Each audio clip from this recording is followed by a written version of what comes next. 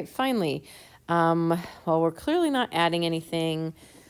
I don't think we're subtracting something. Let's see, if I subtract 50 from 100, I get 50, but if I subtract 50 from 50, I should get 0. So we're not subtracting. Well, we could divide by 2. Yeah, that seems to work. All right, so because we're multiplying or dividing by something, that's going to be a geometric sequence. T of 0 we're going to find by, instead of dividing by 2, let's multiply by 2. So our 0 term is 200. Sequence generator is divide by 2, or you could also say multiply by a half.